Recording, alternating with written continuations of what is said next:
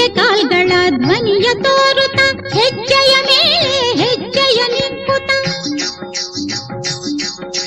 ಸಜ್ಜನ ಸಾಧು ಪೂಜೆಯ ವೇಳೆಗೆ ಮಜ್ಜಿಗೆಯೊಳಗಿನ ಬೆಣ್ಣೆಯಂತೆ ಭಾಗ್ಯದ ಲಕ್ಷ್ಮೀ ಬಾರಮ್ಮ ನಮ್ಮಮ್ಮ ನೀ ಸೌಭಾಗ್ಯದ ಲಕ್ಷ್ಮೀ ಬಾರಮ್ಮ.